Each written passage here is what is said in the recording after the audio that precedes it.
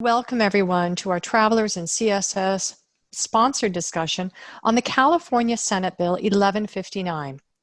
The session today has been designed to help our customers clarify that law change, explain the reporting requirements and obligations that employers have under the new law. We will spend the first half of today's session discussing the finer points of SB 1159, and the second half will be a Q&A portion.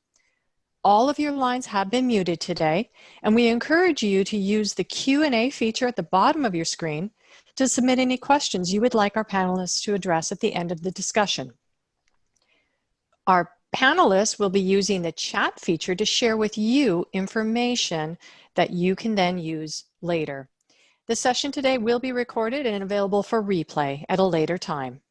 So let's go ahead and begin with our disclaimer. As the disclaimer states, this is for informational purposes only. I'll give you a few minutes to go ahead and read through that.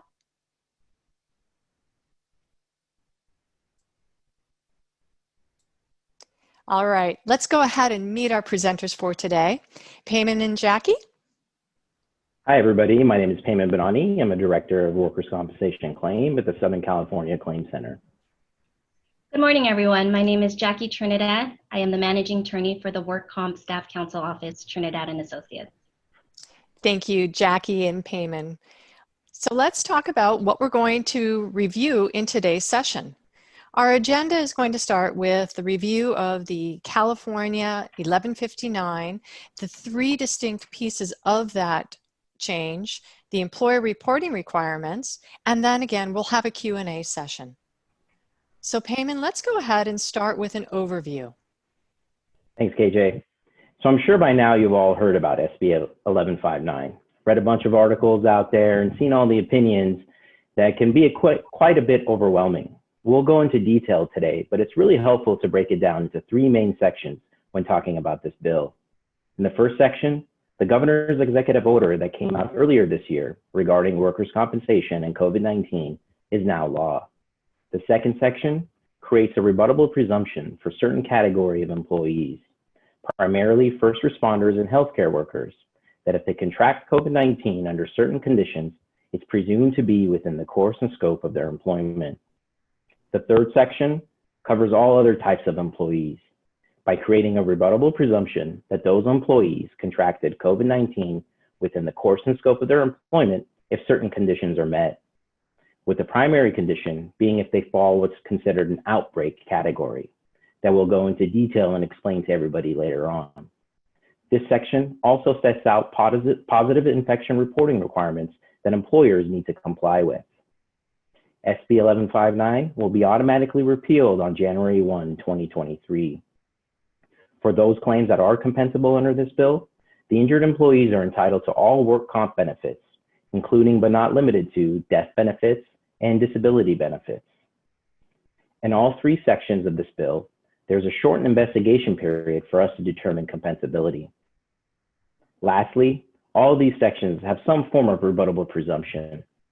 And what that really means is that the COVID-19 infection is presumed to occur within the course and scope of employment if certain conditions are met, and it is our burden to prove otherwise. So as you recall, the governor issued an executive order earlier this year for the period of March 19th through July 5th. That order created a rebuttable presumption that any COVID-19 related illness of an employee shall be presumed to arise out of their course and scope of employment for any employee who worked outside their home or residence at the direction of the employer between March 19 and July 5th, who tested positive or were diagnosed with COVID-19 by a California licensed physician within 14 days of their last date worked. That presumption was rebuttable with a shortened time frame of 30 days to investigate the claim. Even though the governor's executive order is expired, SB 1159 codified this order and made it into law. The one thing to note here is under the executive order, the infection could be confirmed by a positive test or a diagnosis by a California licensed physician. So moving forward, for injuries occurring July 6th and after, only a positive test can confirm COVID-19. The diagnosis of COVID-19 by a physician is removed for those injuries occurring July 6th and after. Staying on the executive order, the order had very specific requirements for certification of temporary disability benefits for those injured employees. Primarily, that a California licensed physician needed to certify their disability status within 15 days of the initial test or diagnosis. And then that disability status needed to be recertified every 15 days for the first 45 days. So as we get into other sections of SB 1159, you will want to note that this certification requirement to pay temporary disability benefits does not apply to injuries occurring July 6th and after. What is similar is the requirement that all COVID-19 specific paid sick leave benefits be exhausted by the employer before we issue temporary disability benefits. That's in both the executive order and SB 1159. And what that really means is the requirements mandated in the Families First Coronavirus Recovery Act for employers with less than 500 employees and the newly signed and passed AB 1867, which has similar requirements for employers with more than 500 employees. This brings us to the second of the three parts of Senate Bill 1159. This section applies to a specific class of employees, those being first responders and healthcare professionals. This covers injuries beginning on July 6th. Remember that Payman just discussed the governor's order covered injuries through July 5th. So under this section, we're picking up from that date, again, starting July 6th, and then covering injuries through January 1st, 2023, which at that point, the law will automatically be repealed. What is different under this section from the executive order is the confirmation of the infection. Here, the infection must be confirmed by a positive test, a PCR test, or an FDA-approved viral test. A diagnosis followed by a confirming test is not sufficient, nor is an antibody test sufficient to establish an injury. In terms of investigation and the presumption of compensability, this is similar to the executive order in that the time frame to investigate the claim is reduced from the normal 90 days to 30 days from the filing of the claim form. So if the claim falls under this section, we have 30 days to accept or deny the claim, and if we fail to deny it within 30 days, the claim will be presumed compensable. So here's the list of the specific class of employees covered. It includes firefighters, peace officers. Healthcare workers include employees working at a healthcare facility providing direct patient care. And this also includes custodial employees with direct contact with COVID-19 patients. So consider your janitors or your cleaning personnel working directly in a COVID-19 patient room. Healthcare workers also include registered nurses, EMTs, paramedics, home health agency employees providing direct patient care, and it also includes providers of in-home support services, so long as your employee is providing services outside of his or her home or residence. So now we'll move to the third and final part of SB 1159, and that is others in an outbreak. So this final section is intended to bridge the gap by covering all employees who don't qualify as a first responder or a healthcare worker and are excluded under the prior section. But it does limit the scope by requiring that employees test positive during an outbreak at her place of employment. And that's the critical component, the existence of an outbreak. An outbreak is defined by the code. And it's important to point out that an outbreak is not determined by a clinical definition. It's not determined by CDC guidelines or County Department of Health guidelines. So then what is an outbreak? An outbreak is determined by your employee population at a given time at the employee's specific place of employment and based on information you provide about positive infections. So I know there was a lot in that statement, and we'll go through each component. Let me start with specific information you provide about positive infections. The law creates a duty that the employers report all positive infections. even if the employee is not making a claim that her COVID-19 infection is work-related. Travelers or CSS will then use this information to determine if there was an outbreak. So let's dive into the reporting requirements, and then we'll come back to how we determine whether an outbreak happened. There are 2 reporting timeframes. The first covers the positive infections you know or reasonably should know about before the law went into effect, which was on September 17th. The second period covers the positive infections you know or reasonably should know about after September 17th and ongoing. Each of these 2 reporting timeframes have certain requirements about what needs to be reported and when. These requirements are all laid out in our reporting forms, and we'll preview those now.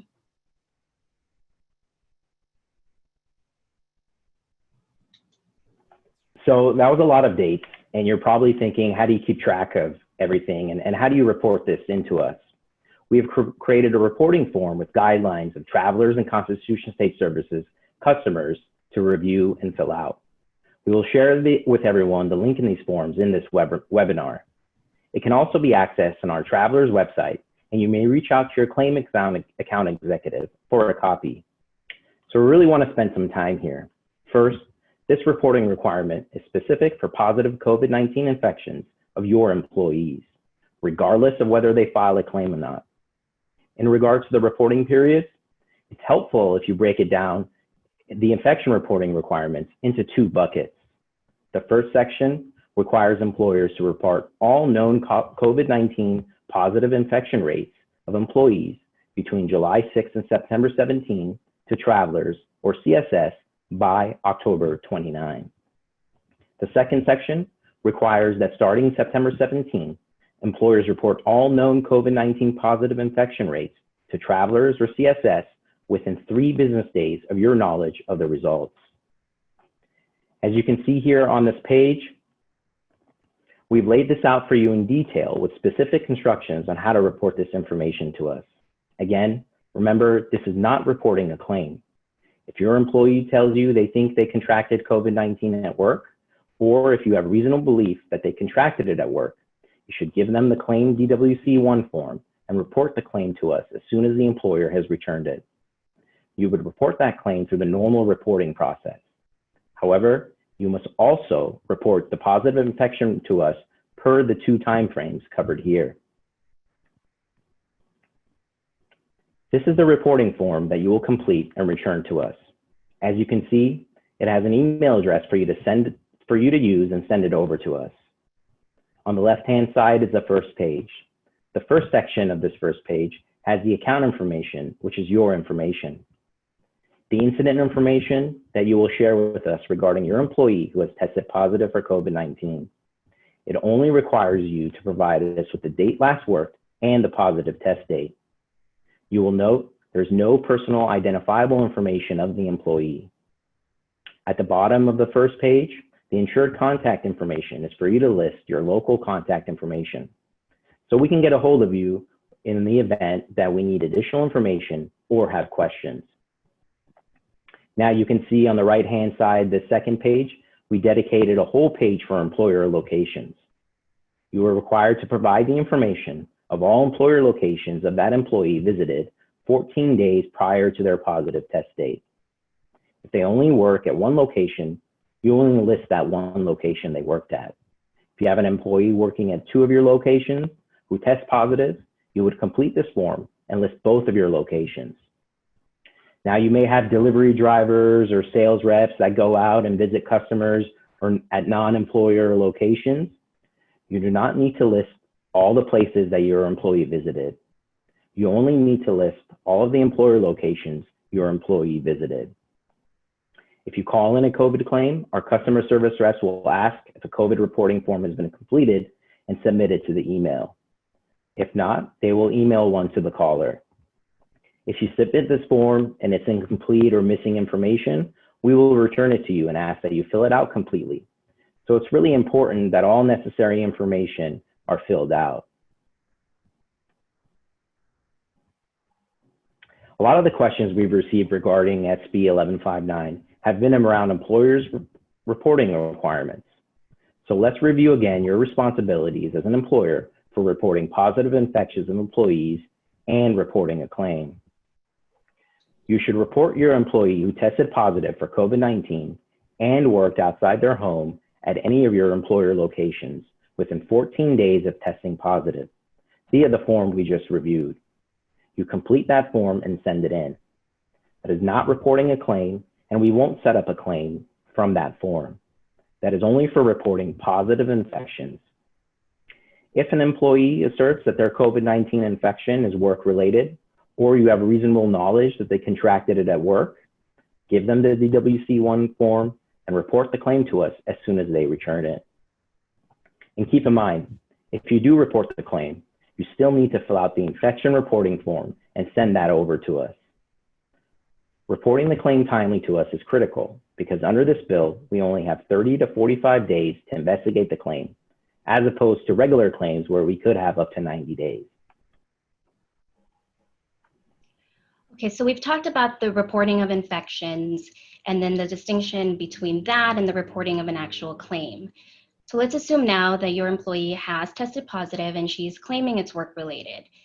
How do we determine whether an outbreak occurred and thus whether the presumption applies to her filed claim? First, the employee must test positive. Again, it must be confirmed by an actual PCR test or an FDA-approved viral test. It's not enough for the employee to say that she's been exposed to someone who tested positive or that she knows another employee has tested positive and now she has symptoms. Again, there must be a positive test for that employee. Then one of the following three things have to happen within 14 calendar days. One, where there are 100 or less employees at a specific place of employment, a minimum of 4 employees must test positive. Or two, where there are more than 100 employees at your specific place of employment, a minimum of 4% of employees test positive. Or three, the specific place of employment is ordered closed due to a risk of infection, ordered closed either by a local or state order, Cal OSHA, or by school superintendent. So a few points to highlight here. Your employee population at a specific place of employment is critical in figuring out whether an outbreak occurred. Your employee population is based on the highest number of employees at that specific place of employment for the 45 days before the last date that the employee worked at that location. A small distinction for the first reporting period where the positive infections occur between July 6th and September 17th. Remember, again, that first reporting period, we will use the highest number of employees for that entire period for that specific location. So who's part of your employee population? Your employee population includes your employees at that specific site, along with temporary workers, interns, nursing students, and volunteers also working at that location. The specific place of employment includes buildings, stores, facilities where your employee performs work, but it does not include your employee's home or residence. Each place that the employee worked at it during the 14 days preceding the positive test stands as its own specific place of employment. So for example, let's say that you have 4 buildings where the employee works. Each of those 4 buildings will be treated as its own specific location, and each specific building the employee worked at for those 14 days should be identified on the reporting form. Let's consider again the employee who delivers goods or merchandise, your delivery drivers, or perhaps your sales personnel out in the field. The specific place of employment would be your sites. So the loading warehouse or the dock for your delivery drivers, or the office where your sales personnel report to, but it would not include the sites where your employee made the deliveries or the customer sites where your sales personnel are meeting clients. You only have to track your employee population at their specific place of employment. So back to the prior example, the infected employee who works at 4 different buildings, specific places of employment. Her positive test will count at every location, again, she worked at for those 14 days before the test was conducted. In determining the employee population at the specific place of employment, we're using the highest number of people who reported to work at that specific location during the 45 days before her last day at work at each specific location. And then based on that data, we're looking at whether within the surrounding 14 calendar days, do we have 4 positive infections for 100 or less employees, or are there 4% of the population that's been infected when there are more than 100 employees, or if that location is ordered closed.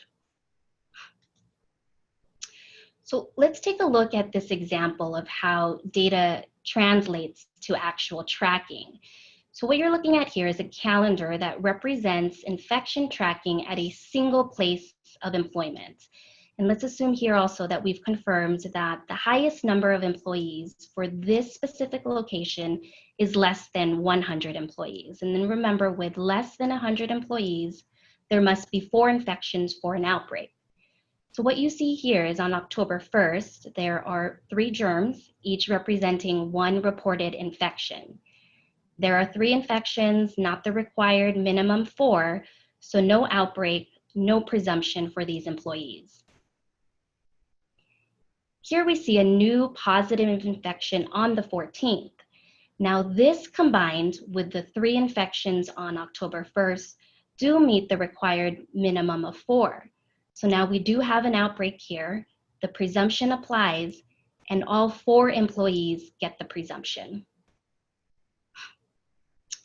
Here we have another new infection on the 15th, but for the 15th, you'll see we don't have 4 infections within the surrounding 14 days.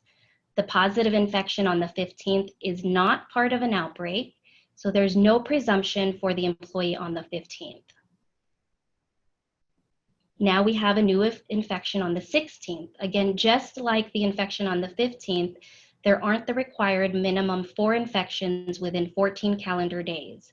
So again, the October 16th infection is not part of an outbreak, and that employee does not get the presumption. But now look what happens. We have 3 reported infections on October 29th. In looking back, from the October 29th infections, the October 16th infection is within 14 calendar days. So the infection on the 16th and then the 3 on the 29th, those do qualify as an outbreak. All 4 employees get the presumption, but the employee on the 15th is still not part of an outbreak and no presumption for the employee on the 15th. So what we see here is subsequently reported infections can impact previously filed claims. Travelers and CSS will be continually evaluating whether new infections have impacted prior claims and triggering the presumption. So let's shift to the presumption of compensability. So what exactly does that mean? This means that if all factors for the specific code section, those factors are all present, the employee's claimed COVID-19 injury is deemed to be arising out of and in the course of employment. The employee does not have to independently prove that the injury is work-related to be entitled to work comp benefits. Now, the presumption is rebuttable, meaning we can defeat the automatic determination that it's work-related. And we can overcome that presumption with evidence of preventative measures you've put in place at your sites, such as social distancing, protective barriers, enhanced cleaning, temperature checks, pre-shift screen questionnaires. All of that information about your enhanced safety measures and policies will be key in our investigation and evaluation of the claim. The code also suggests that the presumption can be defeated with evidence of outside risk of exposure or infection. So information from you about the employee's home, personal life, potential exposure with a housemate or outside activities, all of that will be valuable to our investigation and again, evaluation of the claim. All reported COVID claims will be assigned to our investigative claim unit to determine whether the presumption applies. But remember, if the employee does not fall under any of these 3 provisions, and we determine that the COVID presumption does not apply, it's still a work comp claim that will be investigated and must be accepted or denied within our traditional 90 days. Now, there are penalties for failure to report required data if it's determined that an employer or someone acting on your behalf intentionally provides false or misleading information. The Labor Commission does have the authority to issue a fine up to $10,000. The takeaway here is to implement a process to ensure accurate reporting as well as enhancing your good record keeping. So maintaining records as to your employee population at each of your locations, keeping logs of where employees are working or what specific sites and on what days. Again, this is part of your duty to report, but it can also show your diligence and efforts to comply should that be questioned by the Labor Commission. So let's review a couple tips for our employers. First and foremost, you have until October 29th to report any of those prior positive tests from your workplace. And remember, any tests after September 17th should be reported within 3 days of knowledge. Also, keep track of your daily employee counts for each specific location and keep records of all of your positive tests. If an employee alleges COVID is work-related, provide them with a DWC-1 form and then report that claim once they've returned the form back to you. If you do report a COVID-reported claim, make sure you share with us what precautions you've taken in your workplace. Share those details and any of those guidance that you have so that the claim department may use this as part of our investigation. So where can you find information? We're going to go ahead and add to our chat feature a frequently asked questions guide that was provided by the California Department of Industrial Relations. We're also going to add to the chat, Travelers has added the reporting form in several different areas of our website.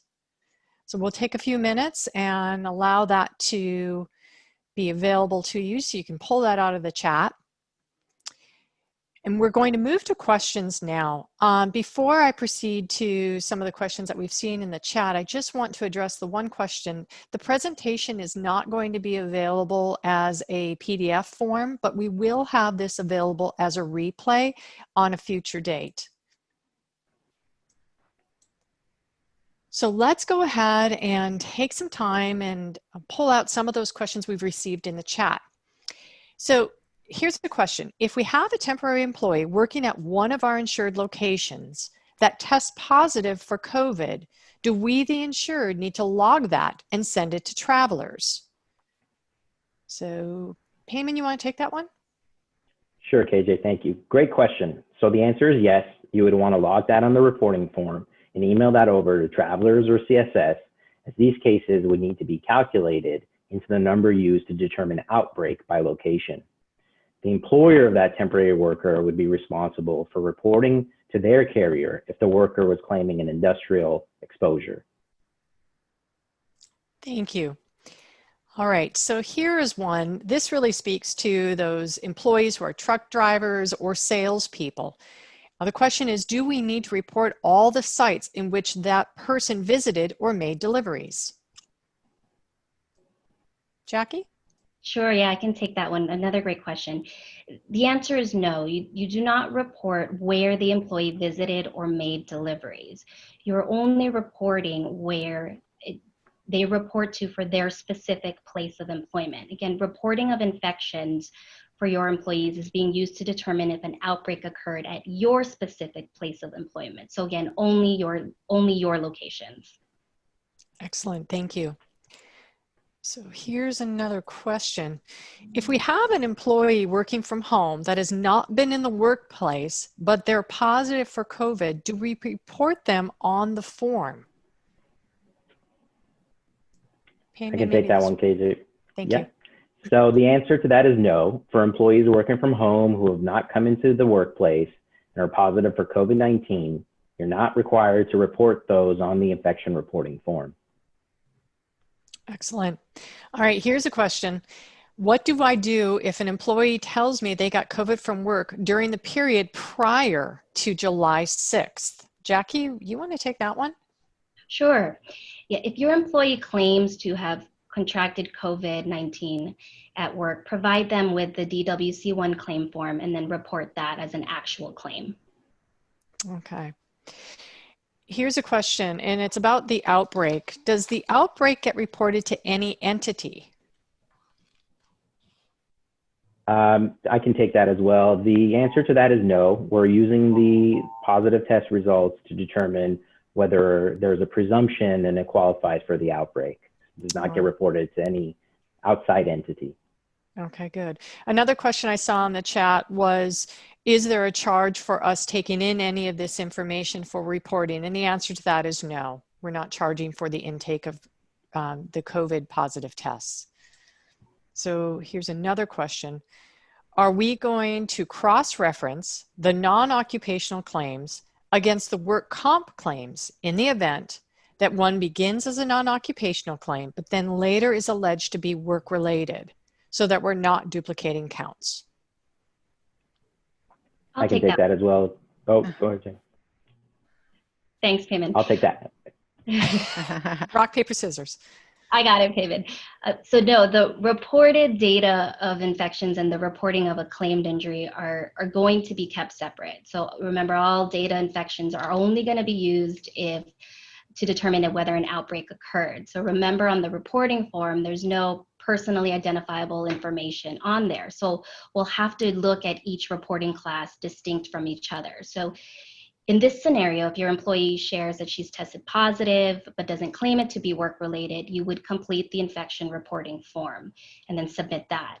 If she comes back later and then claims it's work-related, you'll provide her with the DWC-1 and report the claim to us. Upon reporting the claim, our customer service reps will ask whether you've completed the infection reporting form previously. And this will confirm the prior non-occupational form was completed and ensure that the single positive infection is not counted twice. Thank you. So there's a lot of questions coming in. So I'm actually going to ask Kathleen Jarrett to give me a hand with some of the questions. But before, Kathleen, you pull up one of yours, I saw this one. Do we provide a DWC-1 to all employees who tested positive? That's a great question. Which one of you wants to take that one? I can take that one, Payman. Go for it.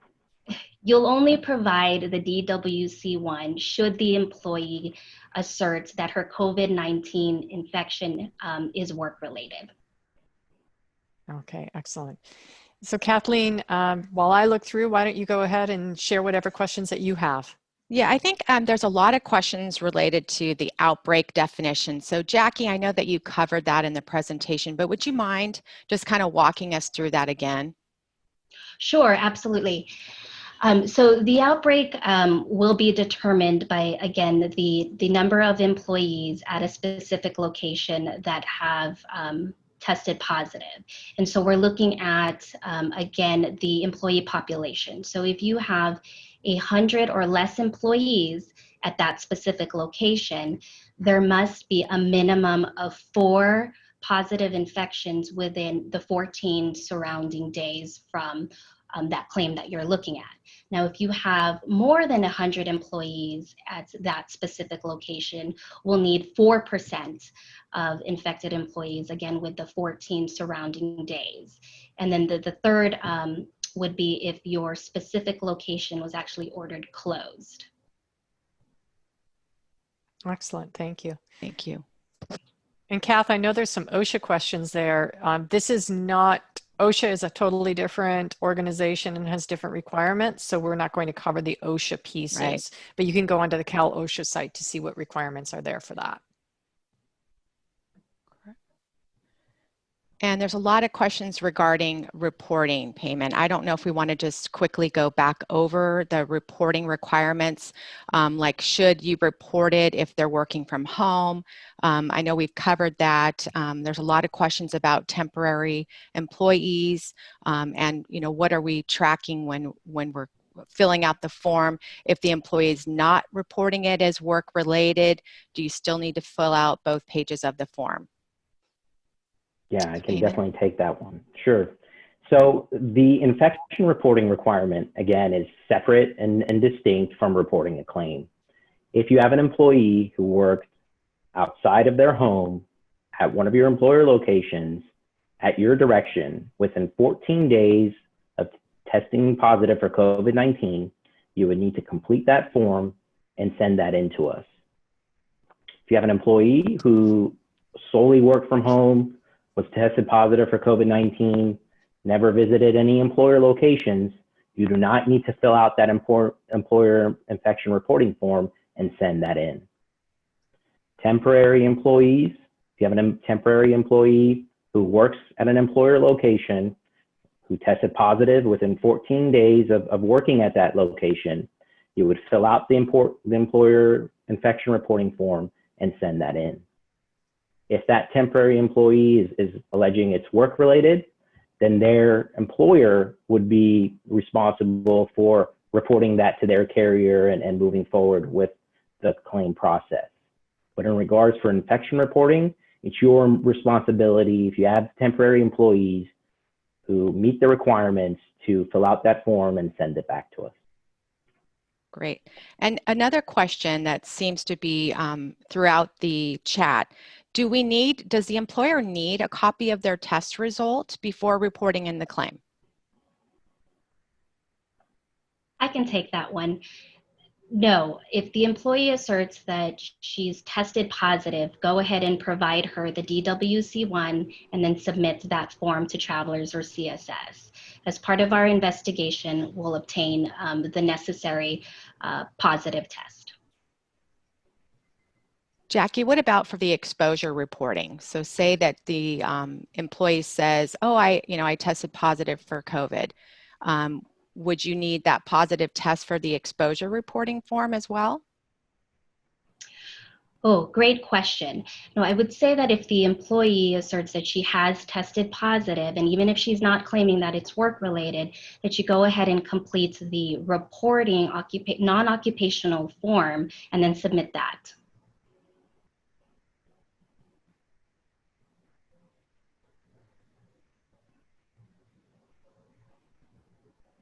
I'm just looking through the chat to see if we have any other questions that kind of are in the same group. How about the salesperson?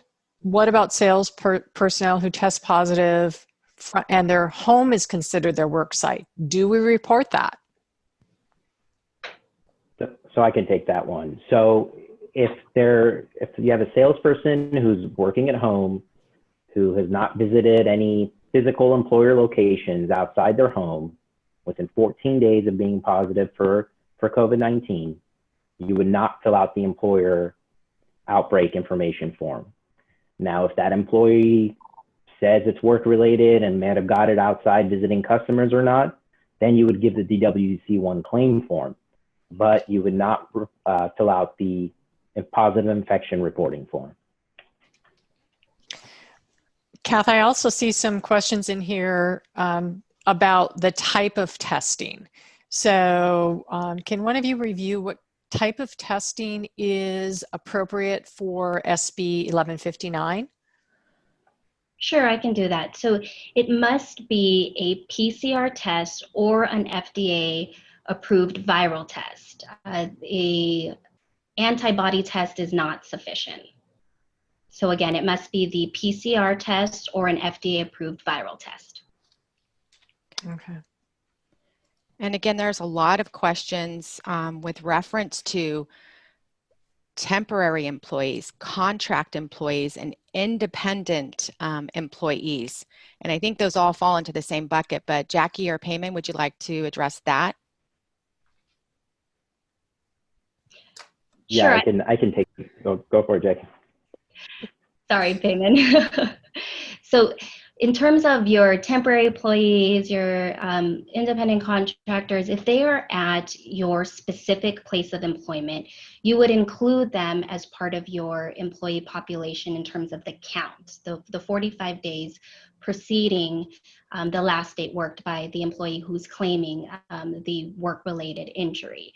And again, that's only for the count. Now, should the employee be the temporary worker or the independent contractor, then we would have our defenses in terms of whether they're in fact an employee and whether the claim should be reported to us, as opposed to, for the temporary employee, their actual employer, or if it's truly an independent contractor, whether they are in fact entitled to work comp benefits.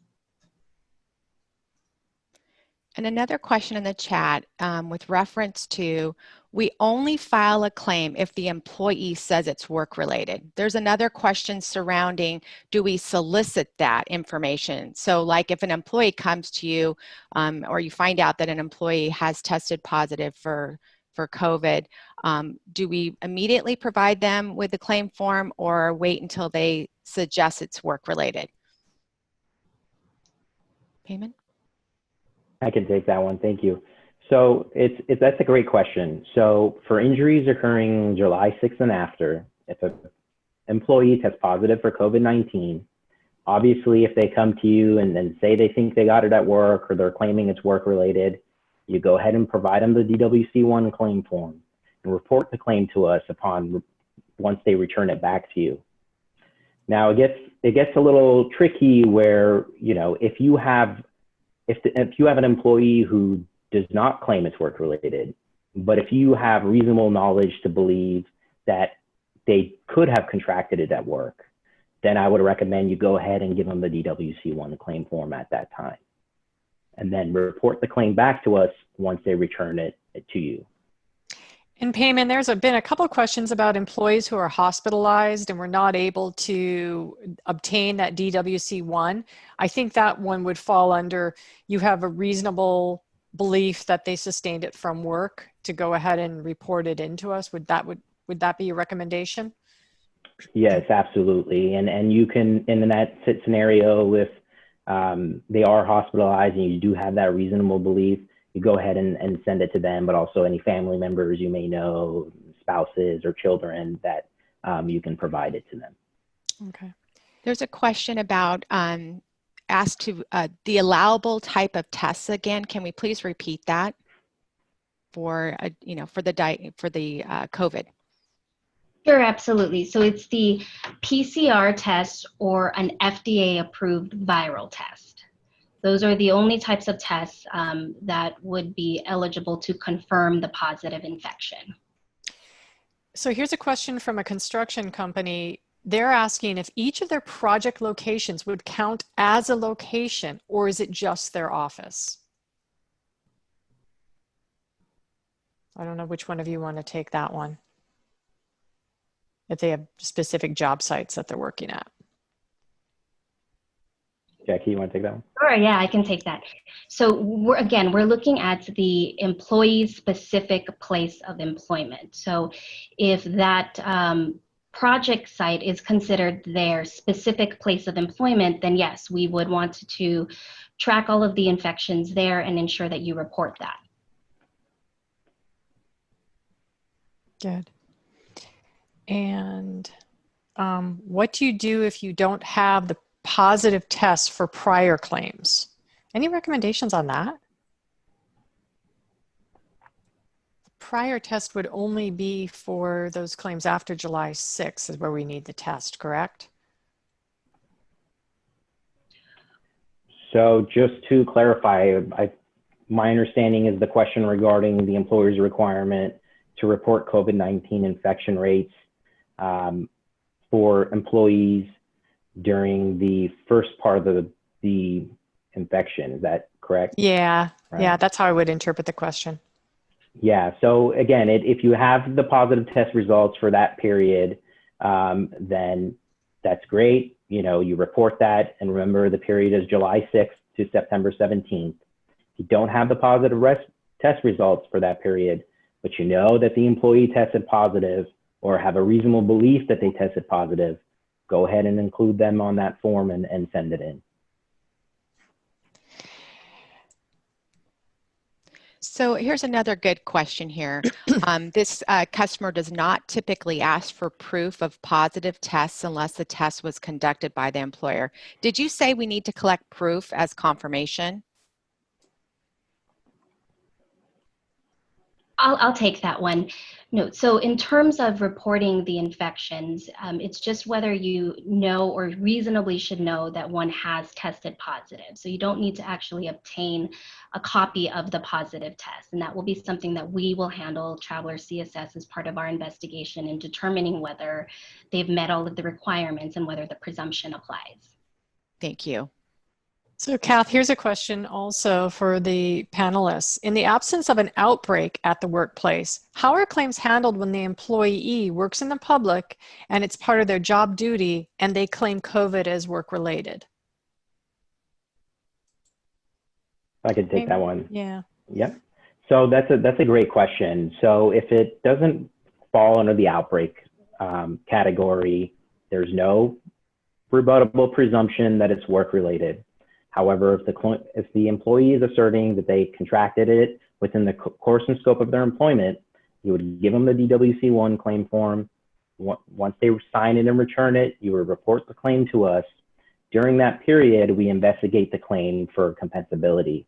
It does a lot, and during that investigation, once we confirm that it doesn't meet an outbreak scenario, then we have up to 90 days to investigate the claim. So we would conduct all our normal investigations and including contact tracing and the employer's safety protocols and things like that, and then make a determination on whether it's compensable or not. Excellent. And just to reiterate, we are not going to be sharing the actual physical presentation, but we will be recording this and it will be available for replay at a later date. And there was a question in the chat regarding like bulk reporting, and we are working on a bulk reporting form currently. Good. And I did see a question here. Is it 3 business days or 3 calendar days? That's a great question. Yeah, that's a great question. It's 3 business days. Okay. One good question here. What action will travelers take if they determine an employer may have had an outbreak per the definition? Sure, I can take that one. So the analysis of whether an outbreak occurred is going to be tied in when we have an actual work-related claim for COVID-19 infection injury. So once we've determined that an outbreak occurs, then we'll be using that to investigate the claim under the presumption for the 30 or 45 days, depending on which section applies.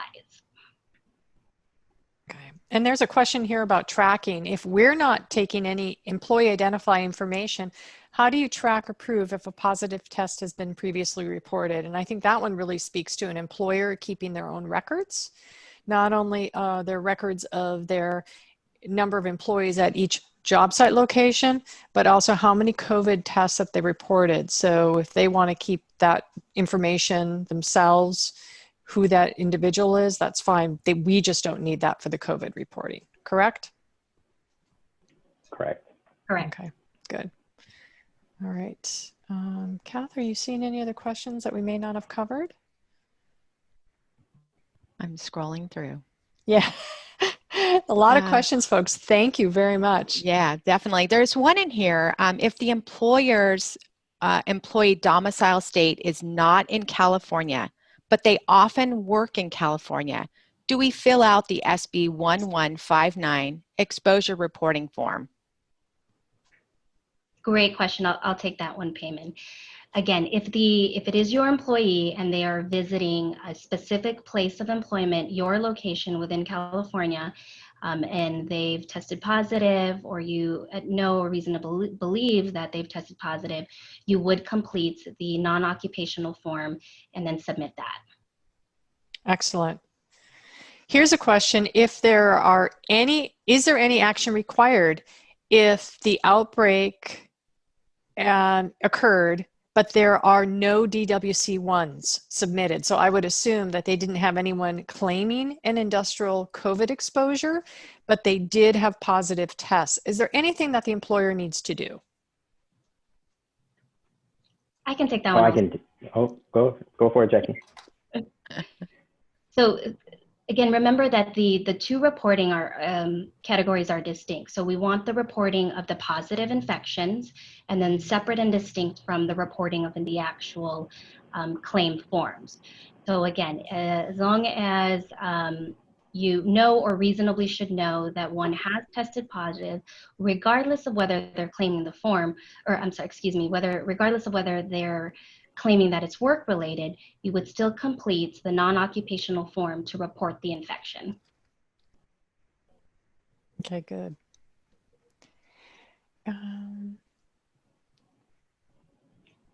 There's a lot of questions about the benefits that they pay employees. And Payman, you made reference to what those benefits are that have to be paid out in TTD. Do you want to go back and just review that piece again? Yeah, sure. So as you recall, once the pandemic happened and all the shutdowns and whatnot, there was a federal act that came out that was the Families First Coronavirus Recovery Act.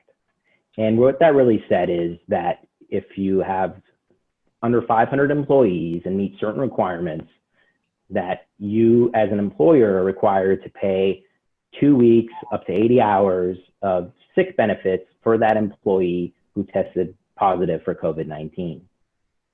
Now, recently, the legislature in California passed and signed the law, AB 1867, that pretty much took that language of the Families First Coronavirus Recovery Act and applied it to employers with more than 500 employees. So we highly, highly recommend and suggest that all employers review those two requirements and make sure that you're complying with all state, local, and federal laws regarding your requirement to pay sick benefits for employees who test positive for COVID-19. Okay. Good. And here's a question. When does the investigation clock begin? The employer's knowledge of a work-related positive test or when the employee returns the DWC-1 form? I can take that one. The investigation clock will begin when we have the claim form.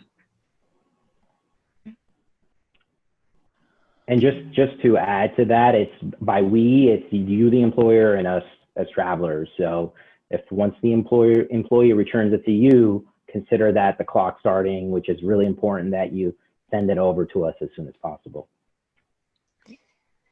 And there's a question in here about, is an employer obligated to notify their employees about SB 1159? And I didn't see anything about that. I don't know if either one of you have seen anything about that. So No, go ahead. Go ahead, Payman. So there are specific requirements for employers to notify employees of COVID-19. In regards to SB 1159, and then Jackie, you can kind of weigh in here, there's not any specific requirements that you inform them of this bill. But again, check your local, state, and federal requirements as an employer, because there are requirements that you have to notify employees once an employee tests positive. Hey, Kath, can we put into the chat where we have the reporting form again? Yes. Because there's some folks asking for that. And then I just saw that. Yeah, great. And also the information from the California Division of Industrial Relations, that Q&A, which may be helpful for some folks. Yep. There was also a comment in here about what happens when the flu season hits. Well, get your flu shot. There was also any special record keeping requirements of the reporting form. And I think that really speaks to an employer should be keeping all records of their reports to us so that they can make sure that they are tracking which locations they're reporting a COVID positive test for. And there's also a good question: when providing the highest number of employees on the exposure reporting form, do you need to include temporary staff in the count as well? Yeah, I'll take that one. And yes, great question. Yes, you would include all employees, again, temporary employees, interns, nursing students that are at your specific location working on that day. And I saw another question in here about, is there any reporting form for prior claims of July 5th going backwards? And I didn't think that the reporting form came into effect until the September 17th order. Is that correct? That's correct. And now you do, remember, you do have now the requirement to go back and provide positive infection rates between July 6th through September 17th. But there is no requirement to go back and report positive infection rates before July 6th. Okay. And really why that is because that falls under the governor's executive order, and that has its own requirements. Okay, good. All right, we have time for about one more question. And here's a question. Here's a question. How long should an employee keep records on positive tests and their own internal investigations? Any recommendation on that? Yeah, I would say since the regulations do cover injuries through January 1st of 2023, it's highly suggested that we keep information, all of the reporting that you're keeping track of and maintaining records for quite some time. Okay, excellent. All right. Again, as we stated, this presentation will be available on replay at a later time. We'll be sharing that information on probably our travelers.com site. We also have the forms available on travelers.com. If you do have any additional questions, you're more than welcome to forward those over to your claim account executive or your underwriter, and they'll pass those along to us, and we'll do our very best to answer those questions. And at this time, Kath, do you have any other questions that you think we might need to capture or review? No, I think we're pretty good. We can take a look at the reporting forms. Everything I resent those into the chat, so hopefully everybody has those links. All right. Well, thank you again for joining us on today's session. We really appreciate your involvement and your engagement with all of your questions. They really helped us help all of you better understand the California Senate Bill 1159. So have a great day, and thank you for your time this morning.